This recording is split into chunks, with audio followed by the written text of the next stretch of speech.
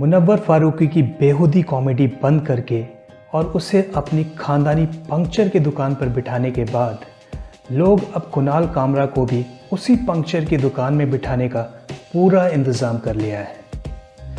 इस बार बेंगलोर के लोगों ने कुणाल कामरा के पिछवाड़े पर लात मारकर उसकी 20 दिनों तक चलने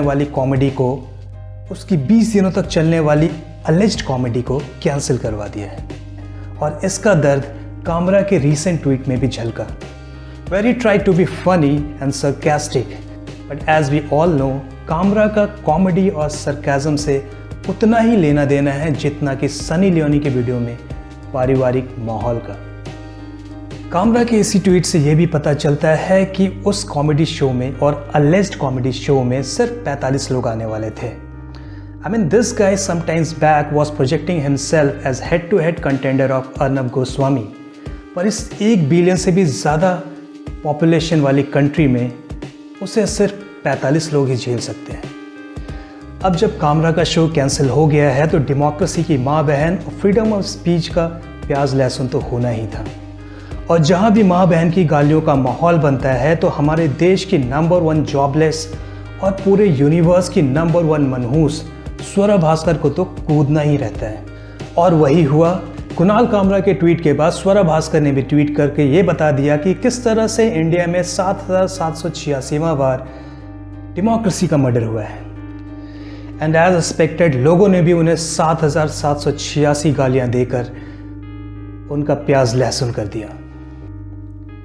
और सुनने में यह भी आया है कि स्वरा अब काफ़ी सेटिस्फाइड है आफ्टर दिस अब्यूसिव ऑर्गेज़म और शायद वो अगले 1 वीक तक अपने डिल्डो से ही काम चला लेंगी। बाय द वे, ये वही कामरा है जिसने कंगना रानावत के ऑफिस टूटने को अपनी पर्सनल विक्ट्री बनाकर काफ़ी सेलिब्रेट किया था। और इतना ही नहीं, उसने उस इंसान को अपने शो पर बुलाया था जिसने कंगना को सरेआम टेलीविज़न पे भद्दी गालियाँ दी थी। ये वो लोग हैं जो दूसरी की मौत पे भी बिरयानी खा लेते हैं, लेकिन खुद को खरोच भी आए तो डेमोक्रेसी से लेकर जुडिशरी तक को मौत के घाट उतार देते हैं। ये वो लोग हैं जो देश की इज्जत को सरेआम नीलाम करके अपना फ्रीडम ऑफ स्पीच बताते हैं, लेकिन उनके ऊपर अगर एक उंगली भी उठे तो पूरे हाथ को उखाड़ने पर भी परहेज़ नहीं करते। इनके लिए डेमोक्रेसी बस तभी तक जिंदा है जब तक इनकी हरामखोरी पर कोई क्वेश्चन न उठाए। और अगर किसी ने सवाल पूछ दिया तो आइडिया ऑफ इंडिया खतरे में आ जाता है। आखिर क्या है ये आइडिया ऑफ इंडिया जो सबसे ज़्यादा नफरत इंडिया से ही करता है, जिसका हर एक स्टेटमेंट कंट्री के अगेंस्ट में होता है, जिसका हर एक दूसरा कदम कंट्री को तोड़ने के लिए होता है। Is this idea of India is for the India और against the India? But as this say, karma is a bitch and Kamra hit by the same bitch. Like करें, कमेंट करें और सब्सक्राइब करें।